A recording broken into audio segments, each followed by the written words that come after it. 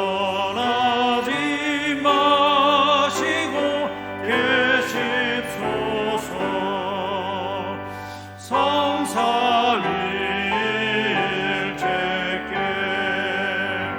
한없는 찬송을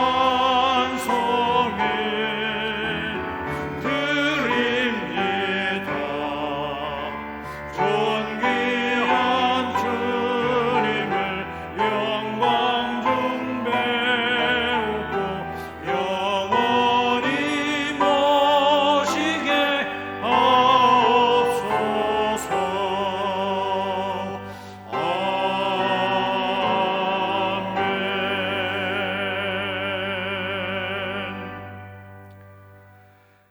내가 무엇을 가지고 여호와 앞에 나아가며 높으신 하나님께 경배할까? 사람아, 주께서 선한 것이 무엇임을 내게 보이셨나니 여호와께서 내게 구하신 것은 오직 정의를 행하며 인자를 사랑하며 겸손하게 내 하나님과 함께 행한 것이 아니냐.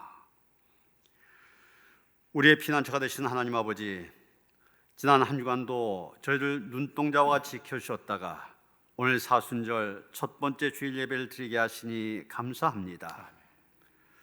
사슴이 시냇물을 찾기에 갈급한 같이 저희 간절한 마음으로 은혜를 사모하고 있습니다. 주여, 이곳에 오셔서 넘치는 사랑으로 채워 주옵소서. 우리의 영안을 열어주시어 골고다 언덕의 십자가를 바라보게 하시며 사죄의 은총과 구원의 감격이 충만케 하여 주옵소서. 예수님의 이름으로 기원하옵나이다. 아멘.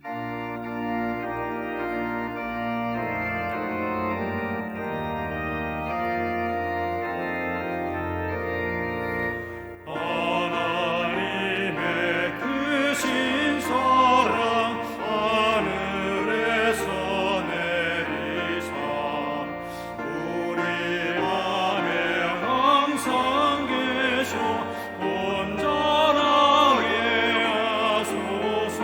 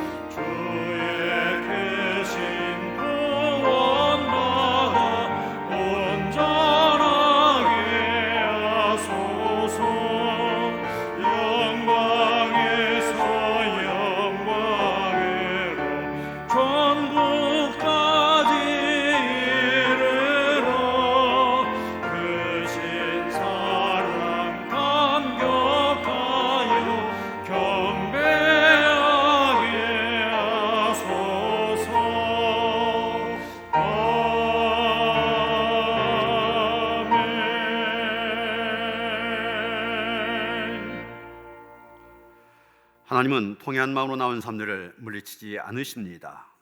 이제 우리 모두 함께 진정으로 우리들이 저지른 죄를 뉘우치고 고백합시다. 공의의 하나님, 지난 한 주간 저희들은 하나님 한 분만을 사랑하며 살겠노라 다짐했건만 실제로는 세상 욕심에 이끌려 살았습니다. 생활 속에서 하나님의 말씀보다 내 생각을 앞세웠고 기도하면서 성령님의 음성에 기울이지 않고 욕정의 소리에 더 많이 이끌려 살았습니다. 사랑의 하나님, 예수님의 십자가 은혜를 의지하여 이 모든 죄를 고백하오니 용서하여 주옵소서. 이 땅에서 살면서 예수님의 십자가를 바라보며 모든 죄악을 이기고 승리할 수 있도록 지혜와 능력을 주옵소서. 예수님의 이름으로 이 고백의 기도를 드립니다. 여호와께서 말씀하시되 오라 우리가 서로 변론하자. 너희의 죄가 주홍 같을지라도 눈과 같이 희어질 것이요 진홍같이 붉을지라도 양털같이 희게 되리라. 여호와여, 나의 영혼이 주를 우러러 보나이다. 나를 부끄럽지 않게 하시고 주를 바라는 자들은 수치를 당하지 아니하려니와. 여호와여, 주의 도를 내게 보이시고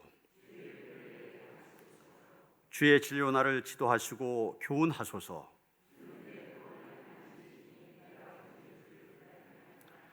여호와여, 주의 긍휼하심과 인자하심이 영원부터 있었사오니. 여호와여, 내 젊은 시절의 죄와 허물을 기억하지 마시고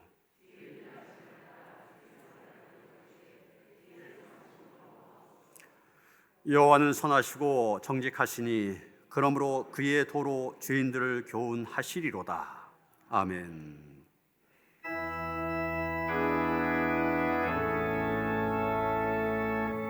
성부 성자와 성령 찬송과 영광 돌려보내세.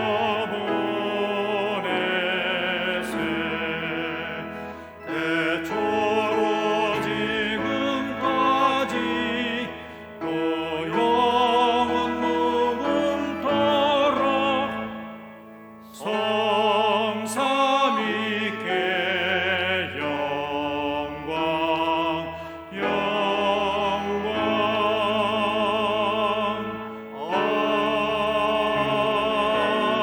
아멘.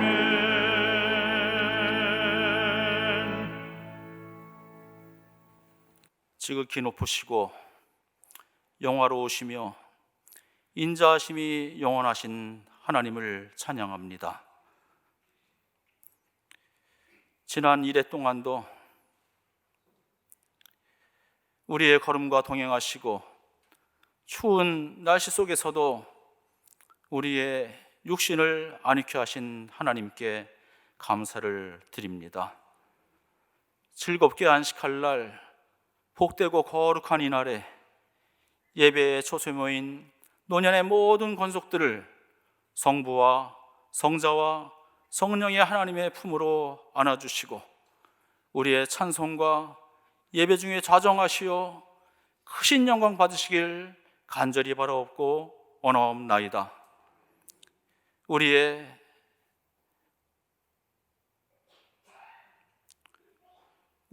이 시간 예배 드리는 이 예배 중에 하나님 우리를 성령의 담비로 적셔주시고 우리의 갈급한 심령을 생명수로 넘치도록 부어주시길 간절히 바라옵고 원하옵나이다.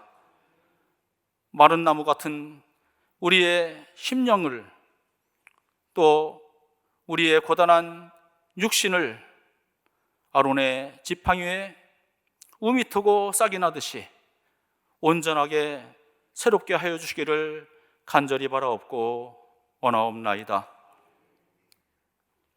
우리가 사순절기를 보내고 있습니다. 예수 그리스도의 고난과 죽음과 부활을 생각하며 주님의 참된 제자로서의 순종의 믿음과 경건의 삶으로 사순절을 거룩하게 보내게 하옵소서.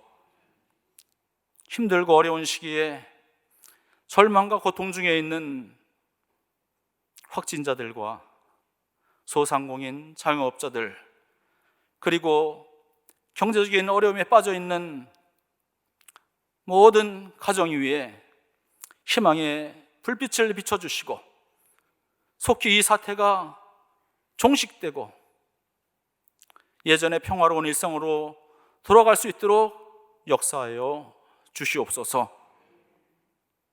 속히 명령하시고 말씀하셔서 코로나19의 재앙을 멈추어 주시옵소서. 육신의 질병으로 고통받는 이들에게 하나님께서는 치유의 역사를 써내려 가시고 환우들에게는 회복의 은총을 입혀 주시옵소서. 우리 교회에 연로하신 성도님들, 그분들의 무릎과 뼈를 견고하게 하시고 주님 처음 만났을 때의 감동의 신앙과 아름다운 믿음으로 여생을 하나님의 축복 속에 즐거이 살아가실 수 있도록 인도하여 주시옵소서. 우리의 자녀들을 위해서 기도합니다. 어둡고 캄캄한 시대를 살아가는 우리 자녀들, 세상 이길 믿음 주시고 우리 자녀들 말씀의 지혜를 더하시며 우리 자녀들에게 어느 곳보다도 터가 높고 아름다운 곳에 자녀들을 세워 주시옵소서.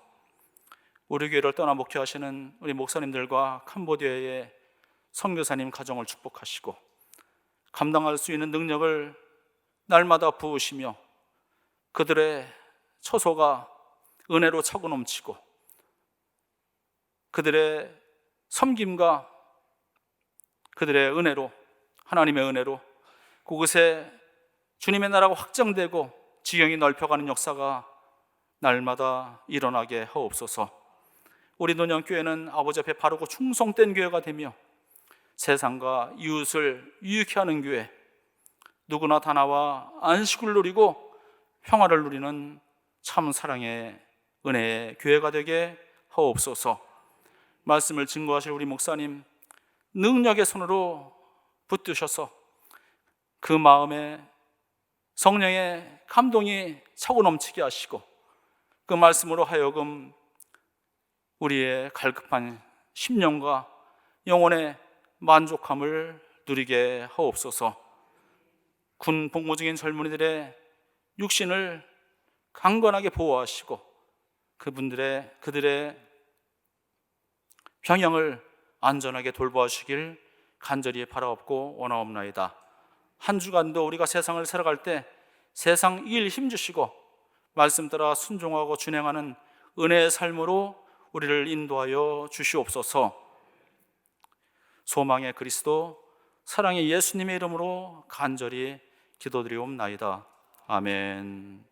하늘에 계신 우리 아버지여, 이름이 거룩히 여김을 받으시오며 나라가 임하시오며 뜻이 하늘에서 이루어진 것 같이 땅에서도 이루어지이다. 오늘 우리에게 일용할 양식을 주시옵고 우리가 우리에게 죄 지은 자를 사하여 준 것 같이 우리의 죄를 사하여 주시옵고 우리를 시험에 들게 하지 마시옵고 다만 악에서 구하시옵소서. 나라와 권사와 영광이 아버지께 영원히 있사옵나이다. 아멘.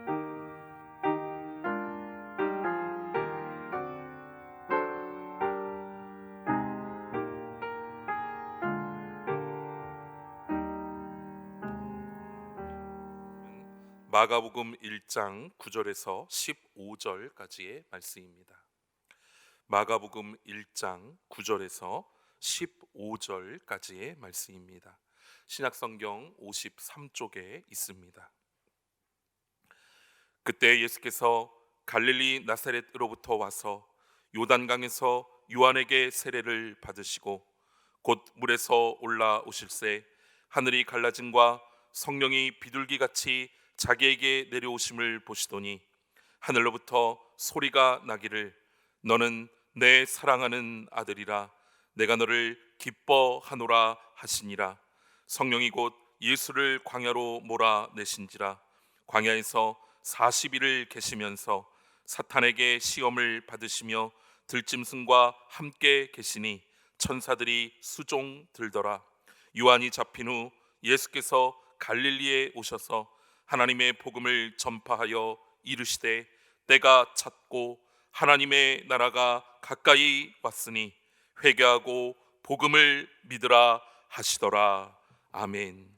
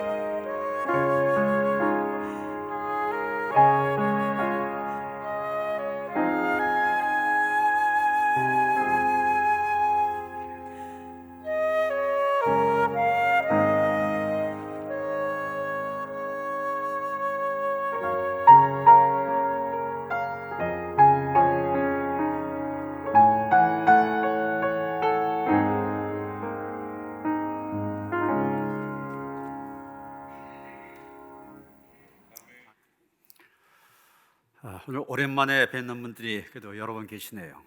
반갑습니다. 오늘도 성경에 나와서 예배드리는 성도들, 또 가정에서 온라인으로 예배드리는 모든 성도들, 우리 하나님께서 동일한 은혜로 함께 하시기를 주님의 이름으로 축원합니다. 오늘 사순절 첫 번째 주일입니다. 이 사순, 40일을 가리키는 말입니다. 그래서 사순절, 40일간의 절기다, 그런 뜻입니다. 제수일이라고 부르는 지난주 수요일부터 부활주일 전날까지 주일을 빼면 꼭 40일이 되어집니다. 이 40일 동안 예수님의 고난과 부활을 기억하며 부활절 전 40일을 경건하게 보내는 그런 기간입니다. 초대교회를 보면은 처음에는 부활을 준비한 기간을 그저 며칠 가졌습니다. 그러다가 이 며칠 가지고는 안 되겠다, 좀 느리자. 그래서 느리게 되는데, 이건 사순절 영어로 렌트 그러거든요. 이 말은 느리다고 하는 뜻을 갖고 있는, 느린다는 뜻을 갖고 있는 랭스란 말에서 온 말입니다. 근데 얼마로 느릴 것이냐? 성경에 40일과 관련된 그런 일들이 많은 것을 생각하며 40일로 느려서 오늘날의 이 사순절기가 생기게 된 것입니다. 여러분, 성경에 이 40이라는 숫자가 많습니다.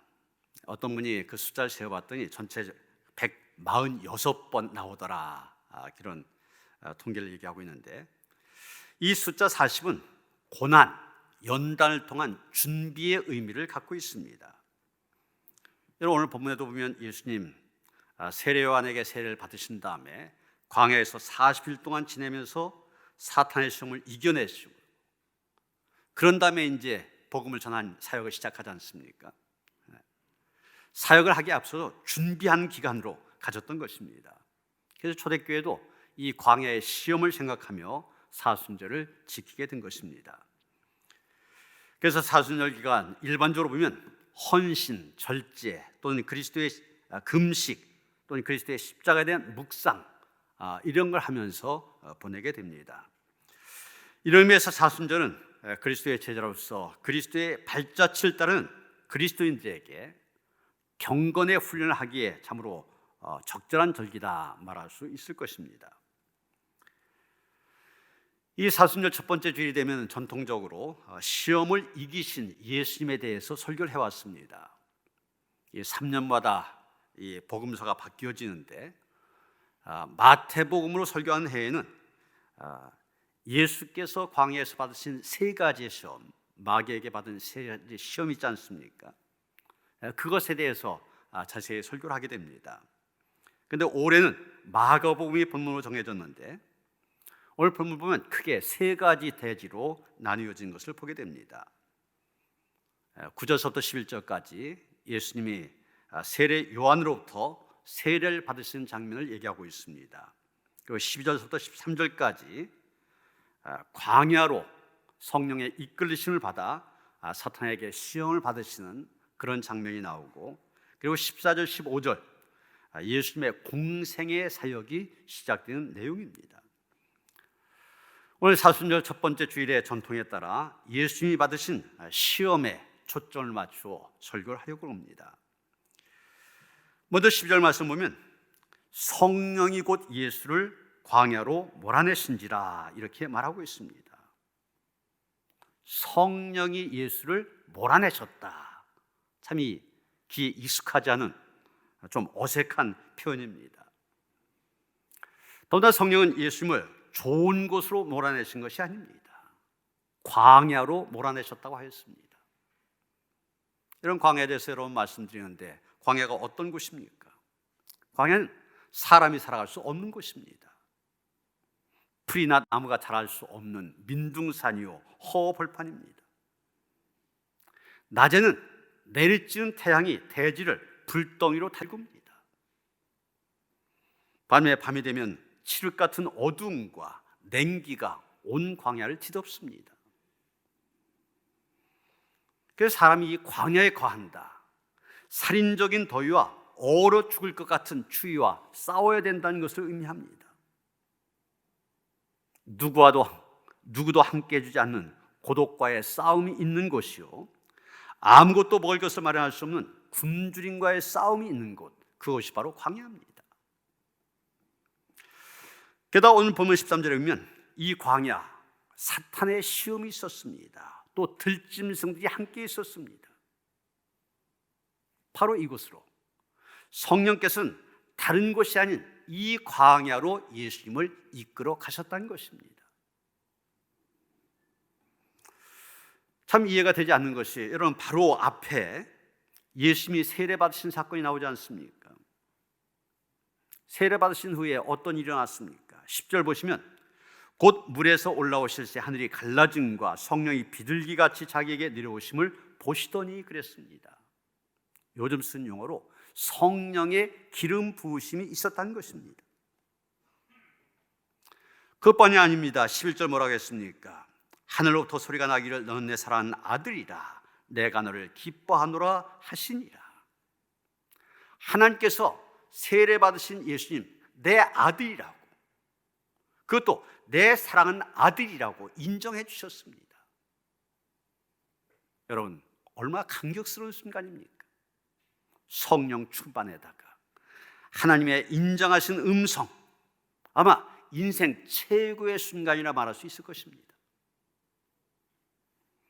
그런데 이 최고의 순간, 누려보기도 전에 성령께서는 예수를 광야로 몰아내셨습니다. 여러분, 성령께서 왜 예수님을 광야로 몰아내셨습니까? 그 이유를 우리는 바로 다음에 나오는 예수님의 사역과 연결시켜서 이해할 수 있을 것입니다. 다시 말해서 이제 예수님 공생을 시작해야 됩니다. 세상을 구원하는, 인류를 구원하는 그 사역을 시작해야 됩니다. 그 사역을 시작하기 전에 훈련받기 위해서 광야로 내몰림을 받았다는 것입니다.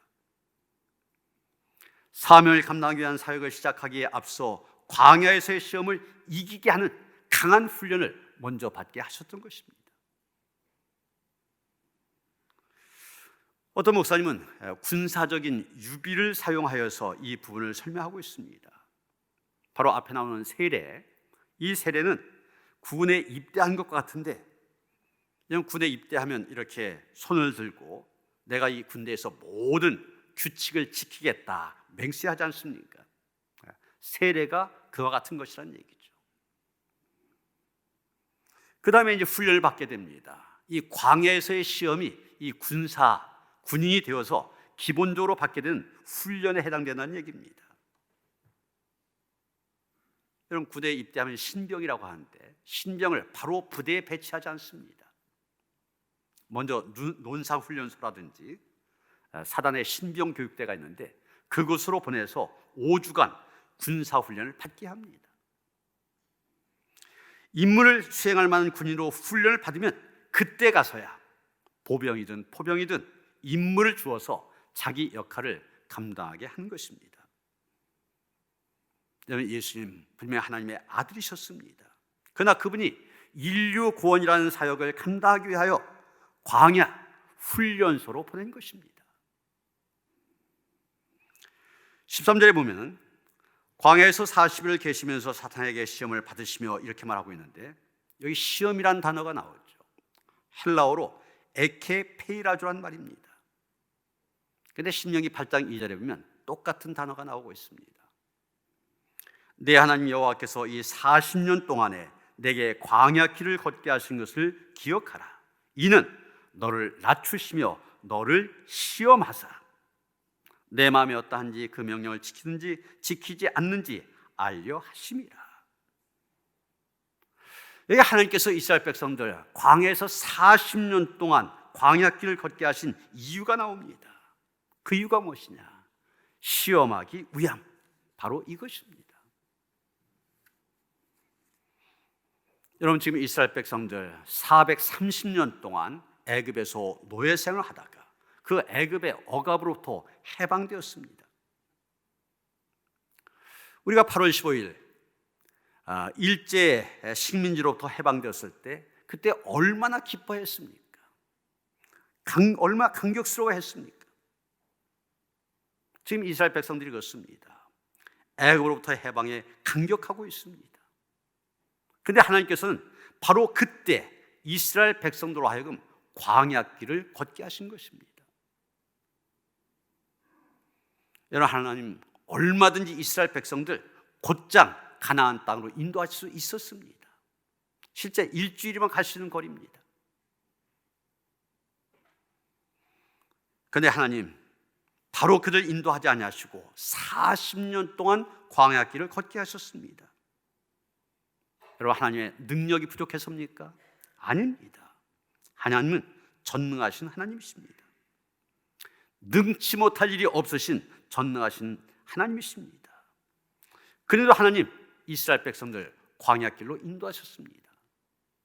그 이유가 무엇이냐? 그들을 시험하시기 위해서, 바로 이것입니다. 정말 이스라엘 백성들 40년 동안 광야길을 걸으며 수많은 시험을 경험하였습니다. 앞으로 도저히 나아갈 수 없는 홍해가 가로막는 그런 시험도 있었습니다. 마실 물이 없어서, 먹을 양식이 없어서 고통받는 그런 시험도 있었습니다. 아말렉과 에돔 등 수많은 족속들, 앞길을 가로막는 그런 방해가 있는 그런 시험도 있었습니다. 때로는 어느 길로 가야 할지 갈 길을 몰라 방황할 때도 있었습니다. 그런데 중요한 것은 이런 시험들 통하여 이스라엘 백성들, 하나님의 백성으로서의 자격을 하나 둘씩 갖추어가기 시작했다는 것입니다. 여러분, 성령께서는 예수님뿐 아니라 이스라엘 백성들뿐 아니라 하나님께서 필요하는 사람들, 그 사람들을 광야로 혹은 폭풍 가운데로 혹은 시험 가운데로 혹은 고통 가운데로 몰아내십니다. 그리고 그 광야의 훈련을 통하여 하나님의 사람으로 만들어 가십니다. 우리는 성경 가운데서 그런 기록들 수없이 발견하게 됩니다. 성령께서는 믿음의 조상이라고 하는 아브라함, 독자 이삭을 제물로 바쳐야 되는 모리아 땅의 산으로 그를 몰아내셨습니다. 성령은 욥을 재산 상실, 자녀의 몰사, 건강의 상실하는 그런 광야로 몰아내셨습니다.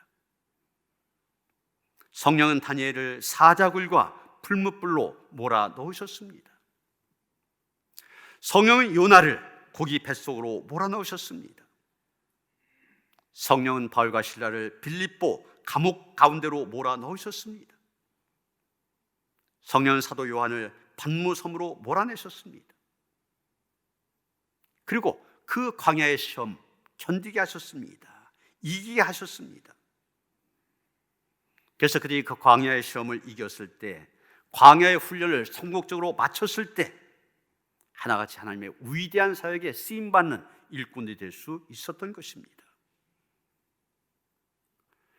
이런 예수님께서 세례받으신 직후 광야로 내몰렸다는 사실, 이스라엘 백성들이 430년 동안 애굽의 억압에서 해방되었을 때 바로 그때부터 그들에게 광야길이 시작되었다는 사실, 바로 이 사실이 우리에게 주는 교훈이 있습니다.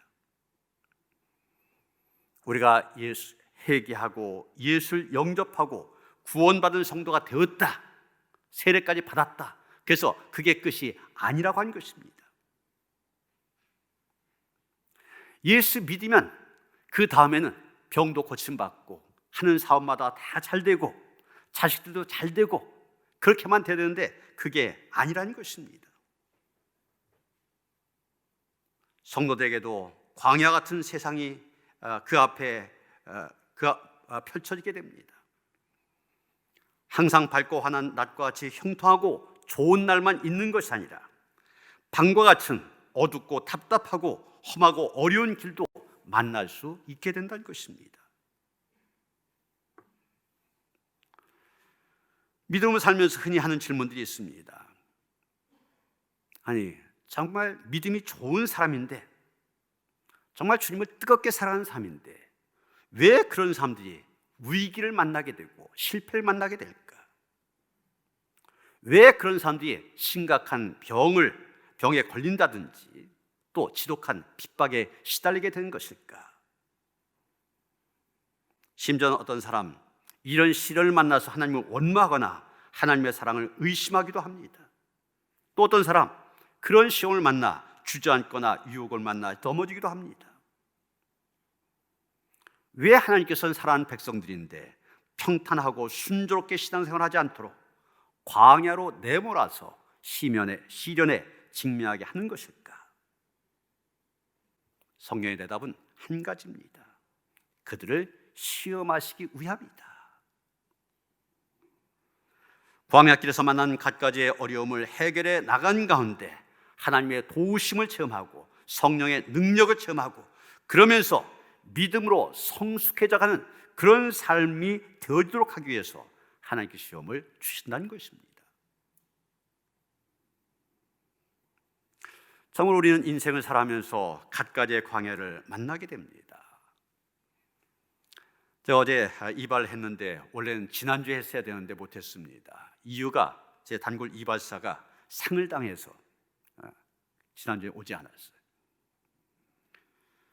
어제 이야기를 하는데 형수께서, 큰 형수가 15년 동안 치매를 앓다가 75세에 세상을 떴다는 겁니다.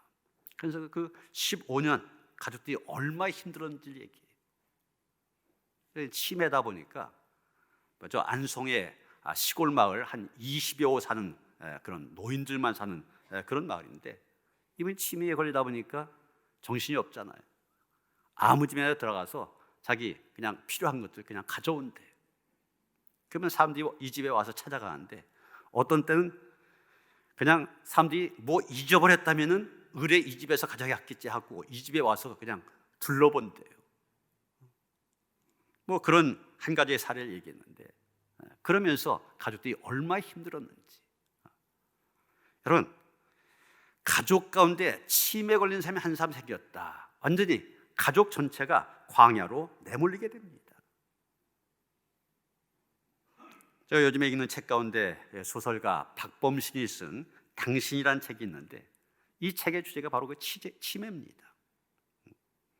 치매 걸린 한 사람으로 인하여서 그 가정이 어떻게 광야가 되는지, 황폐가 되어지는지, 그런 것을 얘기하고 있습니다.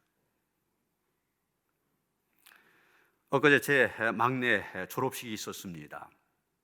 요즘에 이 사회적 거리두기 때문에 졸업식 참석은 못하지만 이제 사진 찍으러 가는데, 학교에 가서 보니까 저런 현수막이 걸려 있어요. 졸업 결사반대, 졸업하면 우리는 뭐 먹고 장사하라고, 정왕동 술집 사장님 일동. 이건 뭔 얘기입니까? 학생들이 얼마 술을 많이 마시면 학교가 내건 현수막 저거 말고 현수막 외에는 다른 사람이 건 현수막은 저거밖에 없습니다. 저걸 보면서 우리 기독 청년들에게는 대학이라고 하는 것도 참 광야다, 이런 생각을 했습니다. 우리 교회 자녀들도 보면은 고등학교 때까지 신앙생활 잘해요. 교회 잘 다녀요. 그런데 대학만 갔다면은 점점점 교회에서 멀어진 걸 보게 됩니다. 대학 들어갔다 그러면 뭐 MT 한다, 또 미팅 한다, 그러면서 술 마시게 되고, 공부한다, 데이트한다, 자꾸 바빠지다 보니까 교회를 멀리하게 됩니다. 시험과 유혹이 많은 곳, 그래서 참 기독 청년들에게는 광야다, 이런 생각도 하였습니다. 요즘에 우리 젊은이들 이 취업이라고 하는 광야에 내몰려 있지 않습니까? 이 청년층 취업자를 보니까 지난해 1월과 비교할 때 31만 4천 명이나 줄었다고 그럽니다. 정식 취업하지 못하는 거 알바하는 그런 청년들도 뭐 4시간 5시간 하다가 1시간 2시간 줄이더니 아예 그냥 직장에서 떨어져 나가기도 하고, 이 취업 전선이 광야입니다. 어떤 분들은 자식들 때문에 광야에 내몰리는 그런 부모님들도 있습니다. 다 키워놔서 좀 사랑구실하라 했더니 이모족, 이런 캥거루족이라고 있잖아요. 다 컸는데도 그저 늘 부모님 품 안에서 속 썩이는 그런 자녀들. 지금은 온 세계가 광야로 내몰려 있습니다. 이런 큰 이유는 코로나19 때문이지만, 그러나 이 사실은 이 코로나19보다 더 심각한 게 있습니다. 바로 이 기후변화입니다. 지금 미국 70% 이상이, 미국 전 지역의 70% 이상이 눈에 덮여 있다고 그래요. 100년 만에 폭설이 내려갔고, 그래서 너무 추워지다 보니까 전기를 많이 써서 전기가 끊어지기도 하고 지금 난립니다. 여러분, 우리나라는 어떻습니까? 작년에 정말 기록적인 폭우에다가 기록적인 장마가 있었지 않습니까? 작년 여름에. 올 겨울은 어때요? 눈이 왔다면 폭설입니다. 이렇게 눈이 많이 온 적이 없어요. 또 추웠다면은 엄청 추웠다가 오늘은 완전히 봄날씨죠. 엄청 추웠다가 엄청 더워졌다가 이 전에 없었던 겨울을 우리가 지내고 있습니다. 왜 이렇게 됐냐? 기후가 그만큼 변화했기 때문에 그럽니다. 지구온난화로 인하여서 북극 빙하가 녹아지고 그러면서 이런 현상들, 그래서 지구 전체가 광야로 내몰리고 있습니다. 우리가 이 사순절 탄소 금식을 하는 이유도 이런 광야를 이겨내기 위한 하나의 노력입니다. 여러분, 우리는 삶의 이곳저곳에서 수없는 광야들을 맞고 있습니다.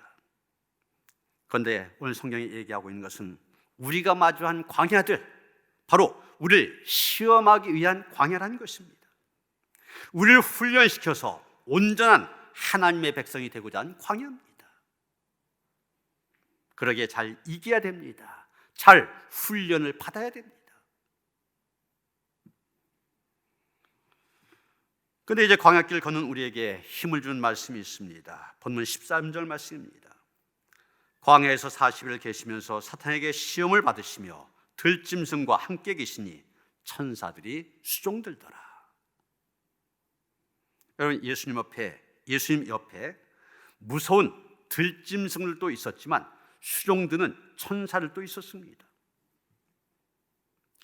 광야에 내몰려 사탄에게 시험을 받으신 예수님, 들짐승까지 옆에 있어서 더 어려운 상황으로 보이지만 하나님께서는 천사를 보내어 수종드셨다 얘기하고 있습니다. 사도행전 12장에 보면 베드로가 감옥에 갇혔는데 하나님께서 천사를 보내어서 옥문을 열어주셨다고 하였습니다. 열왕기하 6장에 보면 아람 군대가 엘리사를 잡기 위해서 엘리사가 사는 도단성을 에워쌌는데 엘리사의 종 게하시의 눈에는 자기를 둘러싸고 있는 군인들만 보였습니다. 그런데 엘리사가 그의 영의 눈을 열리도록 그렇게 만들어주니까 오히려 천군 천사가 자기를 지키고 있는 것을 보게 됩니다. 여러분, 하나님께서 때로는 직접적으로 또 때로는 천사를 보내어 우리를 지켜주십니다. 하나님께서는 광야와 같은 인생길을 걷는 우리와 함께 하십니다. 그 하나님은 우리가 광야길을 걷다가 쓰러질 때 다시 일으켜 주시고, 우리가 주저앉고 싶을 때 우리를 붙들어 주시고, 우리가 더 이상 걸을 수 없을 때 우리를 품에 안고까지 가십니다. 7번 넘어져도 8번째 다시 일으켜 주신 하나님이십니다. 결코 우리를 내버려 두고 가지 아니하십니다. 그리고 하나님은 천사를 보내어 하나님의 백성들을 지켜주십니다. 때론 광야 같은 삶의 상황에서 사람들이 다 내 곁을 떠난 것처럼 보이고 아무도 나를 도와줄 수 있는 사람 없는 것처럼 보일 그럴 때가 있습니다. 그러나 여러분, 성경을 보면 아무도 없이 혼자라고 생각하는 당신의 백성들에게 하나님께서는 돕는 삶을 남겨놓으신 것을 보게 됩니다. 엘리야가 그랬습니다. 자기 곁에 아무도 없고 자기 혼자만 남았다고 생각했습니다. 그런데 하나님께서 말씀하십니다. 내가 바알에게 무릎 꿇지 아니하고 입을 맞추지 아니한 7,000명을 남겨놓았다. 사도 바울이 감옥에 갇히자 대마는 세상을 사랑하여 데살로니가로 갔고, 그레스게는 갈라디아로, 디도는 달마디아로 가는 등 다 떠나서 그 곁에 아무도 없는 것처럼 보였습니다. 그런데 디모데후서 4장 11절에 보면 의사 누가 끝까지 바울 곁에 남아서 그를 도와주었습니다. 여기 요셉 주위에도 아무도 없는 것처럼 보였습니다. 그러나 하나님께서는 술 맡은 관원장, 떡 굽는 관원장을 그를 위해 준비해 놓으셨습니다. 하만의 계략에 의해서 민족이 몰살당할 위험에 처했을 때 모르드게를 위하여 하나님은 에스더를 미리 왕비로 세워 놓으셨습니다. 여러분, 우리 눈에 보이지 않을 수도 있지만 하나님께서는 광야의 삶을 살아가는 우리를 위하여 남겨놓은 사람도 있습니다. 하나님께서는 당신의 나라와 의를 위하여 힘쓴 우리를 위하여 함께 일할 사람 붙여주십니다. 그런데 아무도 나를 도와줄 사람이 없다고 낙심한 분들이 있습니까? 어느 누구도 나의 마음을 이해해주지 아니하고 어느 누구도 나를 도와주지 않는다고 실망한 사람도 있습니까? 낙심할 거 없습니다. 실망할 거 없습니다. 우리의 믿음의 눈이 열려 보면 됩니다. 고린도전서 10장 13절 보면 사도 바울 광야 같은 인생을 살아가는 우리를 위해 아주 중요한 얘기를 하고 있습니다. 사람이 감당할 시험 밖에 너희가 당한 것이 없나니 오직 하나님은 미쁘사 너희가 감당하지 못할 시험 당함을 허락하지 아니하시고 시험 당할 즈음에 또한 피할 길을 내사 너희로 능히 감당하게 하시느니라. 하나님은 저와 여러분들의 수준 누구보다도 잘 아십니다. 그래서 우리가 감당할 수 있을 만큼만 시험하신다는 것입니다.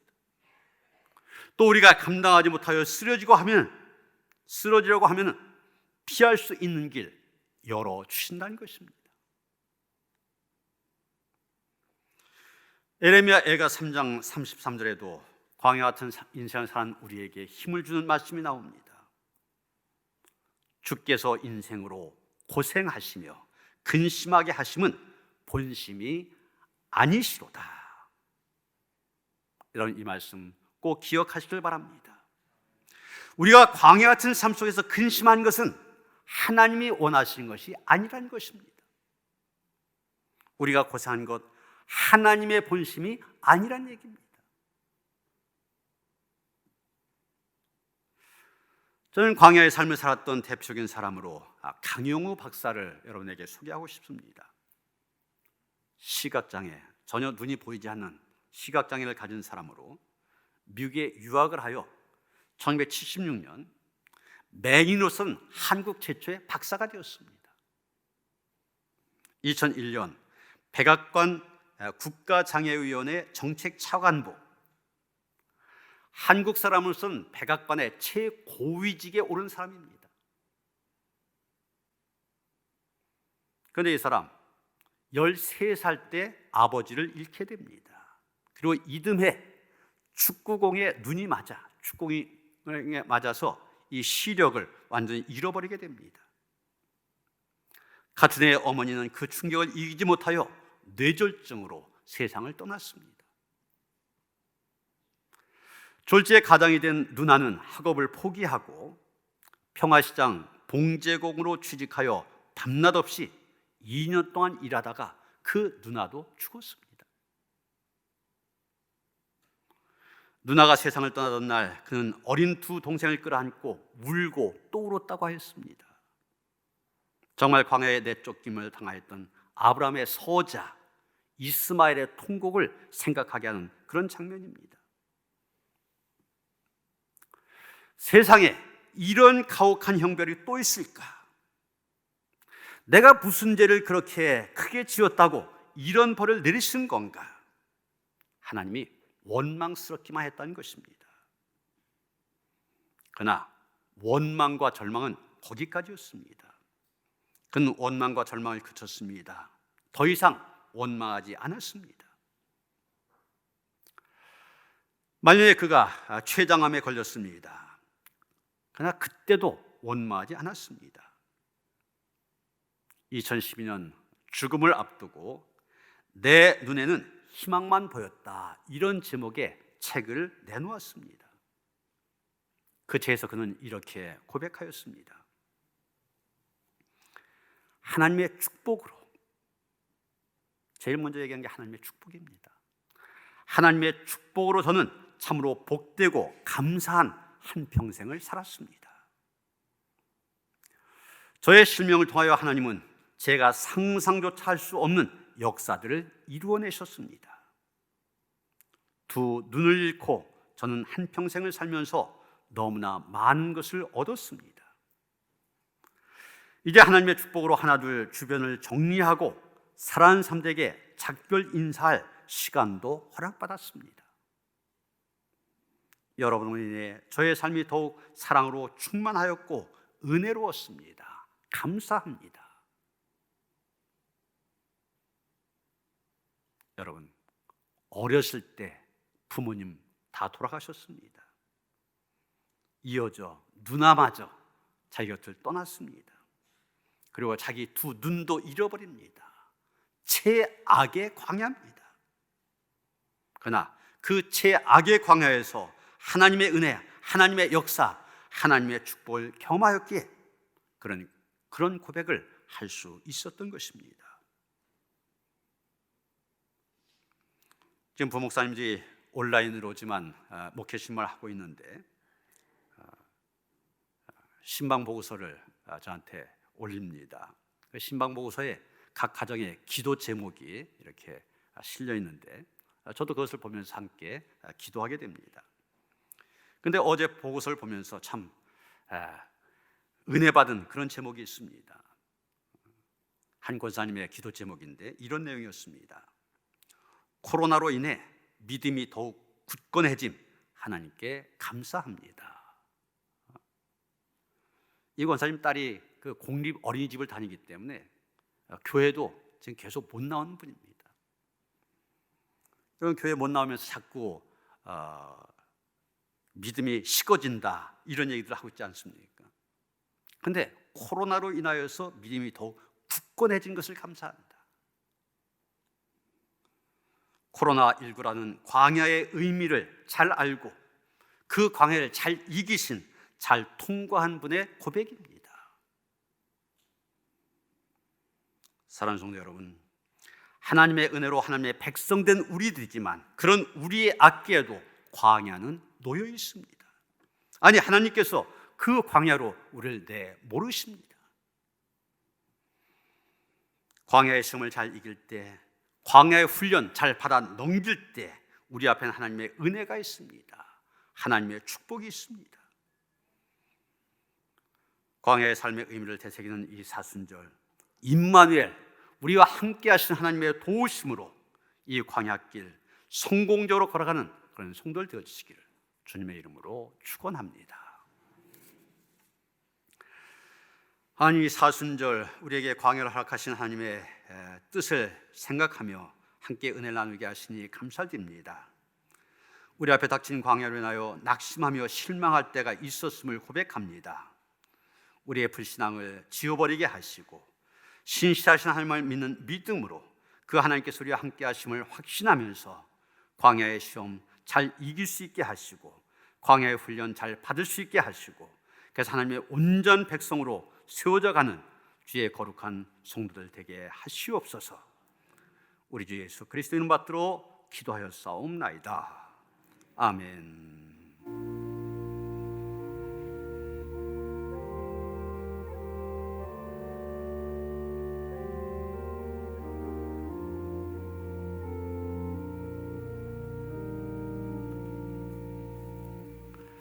(263장) 찬송하시며 봉헌하시겠습니다.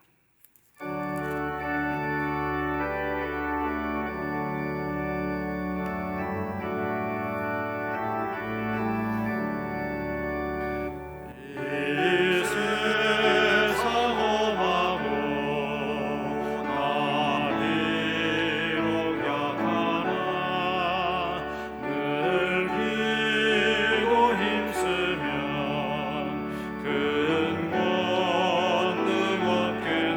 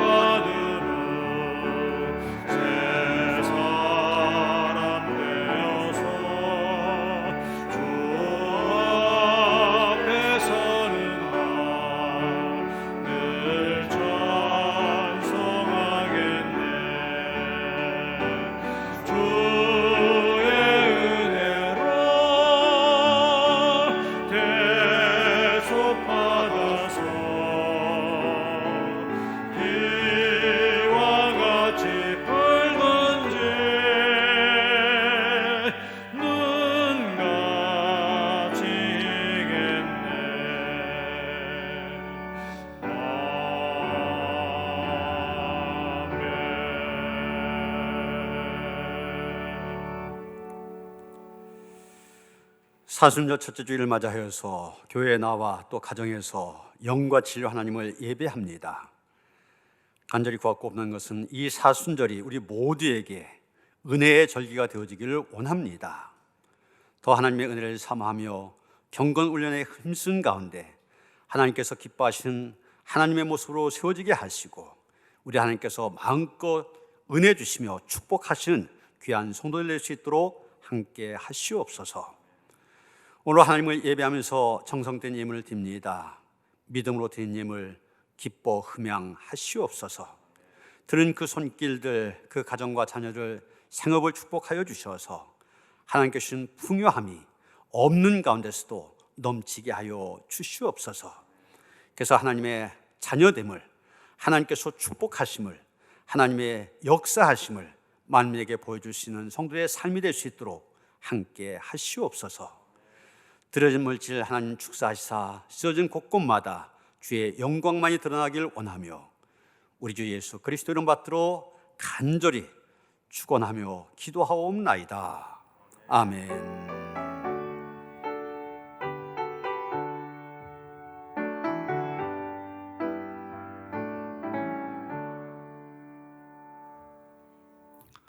평화의 인사 나누시겠습니다. 주님신 평화가 함께 하시기 바랍니다. 서로 인사하시겠습니다.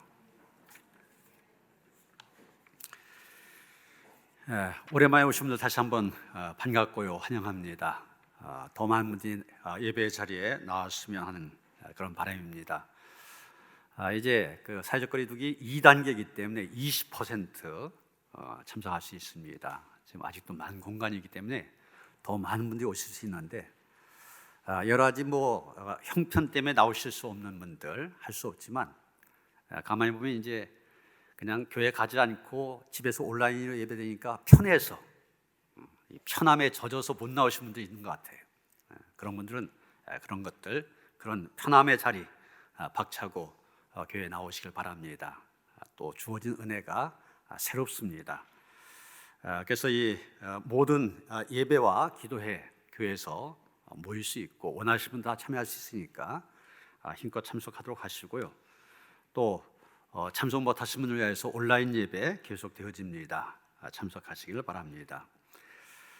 올해 사순절 지난주에 표를 나눠드렸고 매일 그 카톡을 통하여서 또 교회 밴드, 교회 홈페이지에 우리 탄속 음식을 할 수 있도록 안내를 하고 있습니다.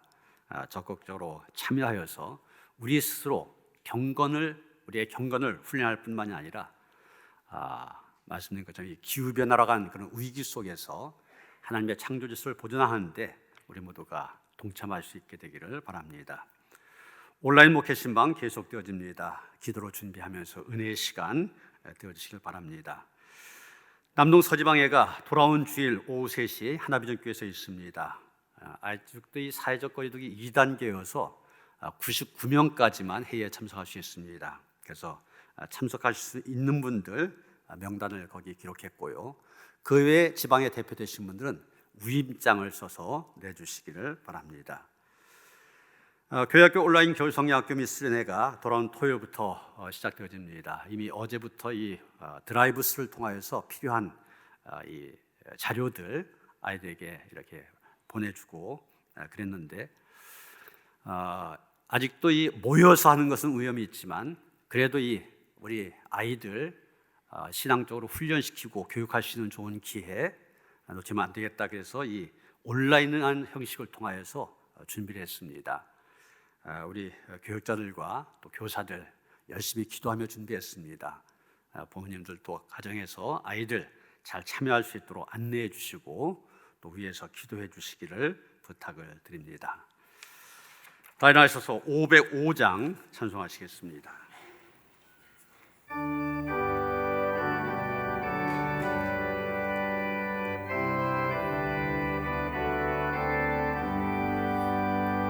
온 세상 위하여 나 복음 전하리 만 백성 모두 나와서 주 말씀 들으라 죄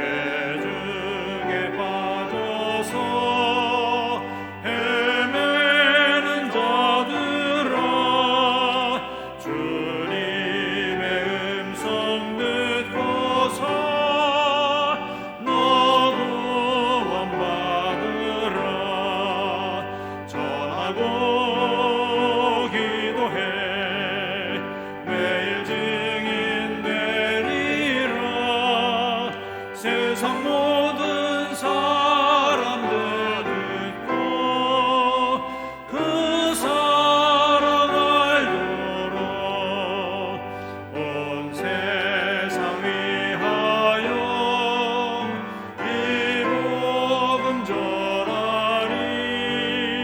저죄인 회개하고서 주 예수 믿으라. 이 세상 구하려 주 돌아가신 것 나 증거하지 않으면 그 사람 모르리. 전하고 기도해 매일 증인 되리라. 세상 모든 사람들 듣고 그 사랑 알도록 온 세상 위하여 주 은혜 임하니. 주 예수 이름 힘입어 이 복음 전하자.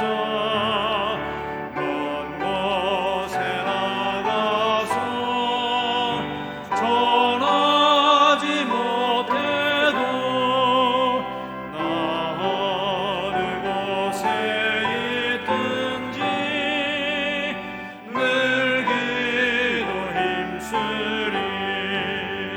전하고 기도해 매일 증인 되리라. 세상 모든 사람 다 듣고 그 사랑 알도록.